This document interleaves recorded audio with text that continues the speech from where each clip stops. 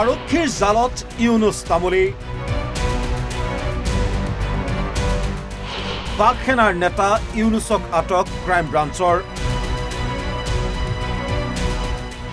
হুজাই SP অফিচত ইউনুছক marathon জেৰা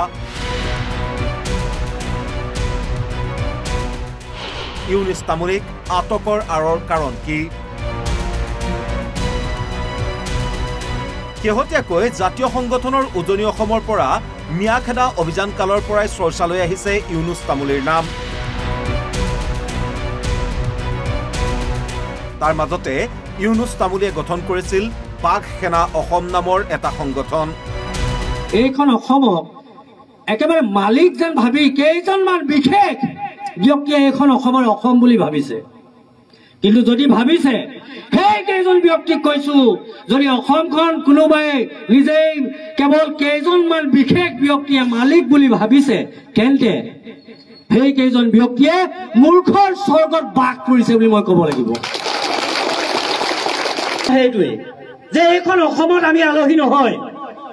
এইখন অসমত আমি আলহী নহয় মোৰ পূৰ্বজৰ এইখন অসমত তেজ আছে গতিকে কোনোবাই আমাক সন্দেহযুক্ত নাগৰিক বুলি ক'বলৈ 100 বাৰ চিন্তা কৰিব লাগিব কোনোবাই কেৱল আলী হুছেইন আহমেদ দেখিলে যদি কোনোবাই সন্দেহযুক্ত বুলি ভাবে সি জানি লওক এইখন অসমত তুমি মালিক নহয় তোমাৰ যিমান অধিকাৰ অসমত আমাৰো সিমান অধিকাৰ আছে তো আজি বিভিন্ন সময়ত আজি অলপ দিনৰ পৰা এই যিটো এটা পৰিৱেশ সৃষ্টি কৰিবলৈ লোৱা হৈছে এই যিটো পৰিৱেশ বৰ্তমান একাংশ ব্যক্তিক সন্দেহযুক্ত বুলি যি কৈ থকা হৈছে এটা টেগ লগোৱা হৈছে এইটো কিন্তু বেছি দিনৰ কথা নহয় একো এই কথাটো বেছি দিনৰ কথা নহয় এই কথাটো 2014 চনৰ পাছৰ পৰা আৰম্ভ হোৱা এখন নাটক আৰু এই নাটকৰ জবনিকা কিন্তু আমি পেলাম এই নাটকৰ জবনিকা একাংশ ব্যক্তিয়ে একাংশ দল সংগঠনে কৰিছে কিন্তু এই নাটকৰ জবনিকা পেলাব বাঘ সেনা অসমে আজি আমি প্ৰতিশ্ৰুতিবদ্ধ আজি এই বাঘ সেনা অসমৰ মঞ্চত থিয় হৈ মই ইউনুছ তামুলী প্ৰতিশ্ৰুতিবদ্ধ যে অসমত কোনো ব্যক্তিয়ে বিনা কাৰণত বিনা প্ৰমাণত যদি কোনো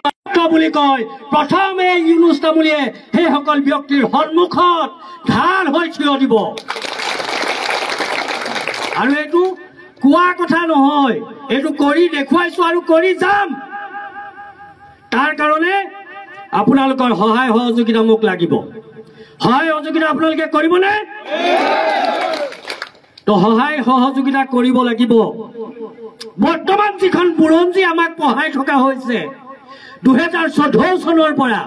যিখন বুৰঞ্জী আমাক পঢ়াই থকা হৈছে যিখন বুৰঞ্জী আমাক শুনাই থকা হৈছে সেইখন বুৰঞ্জী কিন্তু আমি মনা ভকত নহয় সেই বুৰঞ্জীখন আমি নামানো সেইখন বুৰঞ্জী মানিম যিখন বুৰঞ্জী 2014 চনৰ আগতে আছিল সেইখন বুৰঞ্জীত প্ৰত্যেকজন অসমীয়াই প্ৰত্যেকজন অসমৰ প্ৰতিজন ব্যক্তিৰ পূৰ্বপুৰুষৰ তেজ য'ত লিখা আছিল সেইখন বুৰঞ্জীহে আমি মানিম গৰু গাখীৰ নাখায়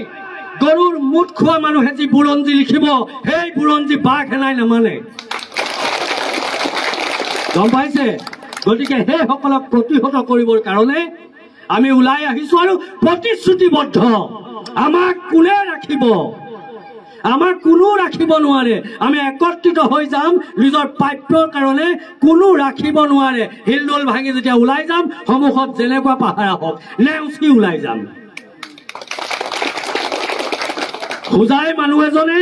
গোলাঘাটত বেপাৰ কৰিব নোৱাৰিব হুজাই মানুহে শিৱসাগৰত বেপাৰ কৰিব নোৱাৰিব কাৰোবাৰ বাপেকৰ শিৱসাগৰ নেকি জয় হোম জয় হোম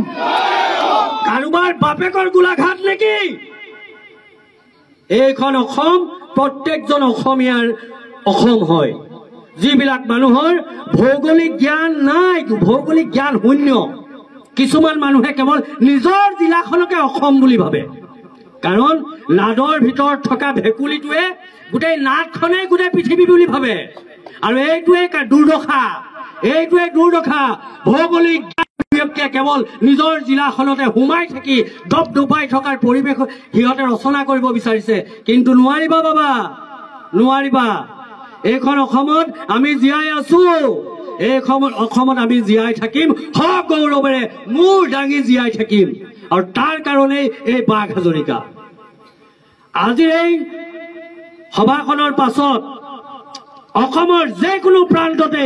বিনা কাৰণত বিনা প্ৰমাণত কোনোবাই যদি কাৰোবাক সন্দেহযুক্ত বুলি ক'বলৈ হয় তাৰ প্ৰতিবাদ এই বাঘ সেনাই কৰিব আৰু সন্মুখৰ পৰা কৰিব অসমৰ জাতীয় সংগঠনৰ ৰুখতো পৰিছিল ইউনুছ তামুলী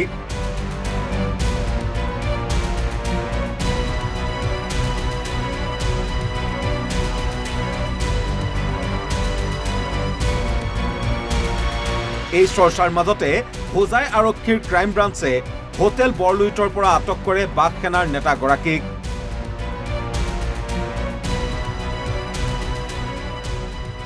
ইউনুছ তামুলীৰ বিৰুদ্ধে অসম বুৰঞ্জী সন্দৰ্ভত বিকৃত মন্তব্য কৰাৰ অভিযোগ শিৱসাগৰ আৰু হোজাইত ৰুজু হোৱা গোচৰৰ ভিত্তিত ইউনুছক আটক আৰক্ষীৰ বৰ্তমান হোজাই শ্ৰীমন্ত শংকৰদেৱ নগৰ আৰক্ষী অধীক্ষকৰ কাৰ্যালয়ত সোধা পোছা অব্যাহত ৰাখিছে বাঘ সেনাৰ নেতাজনক এতিয়া আৰক্ষীয়ে ইউনুছ তামুলীৰ বিৰুদ্ধে কি ব্যৱস্থা গ্ৰহণ কৰে সেয়া পৰৱৰ্তী সময়তহে জানিব পৰা যাব গমে পোৱা নাই ন কেলা ঠক কৰিছে কি কম না কোপা ধৰিলে আমাৰ হোটেলৰ পাছ হোটেলৰ কো হোটেলত আছিল আপুনি এখন কি আছিল বৰলুইট বৰলুইট মানে হোজাই তাৰপা কোনে কোনে উঠাই আনিছে ক্ৰাইম ব্ৰাঞ্চৰ এটা দলে আপোনাক উঠাই আনিছে হয় এতিয়া আপোনাক হোজাই এছ পি অফিচাৰ ৰাখিছে হয় এতিয়া কিবা এটা সুধিব বুলি কৈছে চাই লওঁ বাকী পৰ্যায়ত কি হয় এইবিলাক থাকে আৰু সংগ্ৰাম কৰিলেতো এইটো আৰু পুলিচৰ লগত সহযোগিতাও কৰিব লাগিব কেতিয়াবা বিৰোধিতাও কৰিব লাগিব আপুনি হোজাই অহাৰ কাৰণ মানে কি কাম আছিলে হোজাই দল সংগঠনৰ আমি মোৰ দলৰ সাংগঠনিক দিশৰ বাবে আহিছিলোঁ হোজাইৰ পৰা বিজু গাঁওখোৱা আৰু লংকাৰ পৰা কৃষ্ণ হাজৰিকাৰ ৰিপৰ্ট অসম লাইভ 24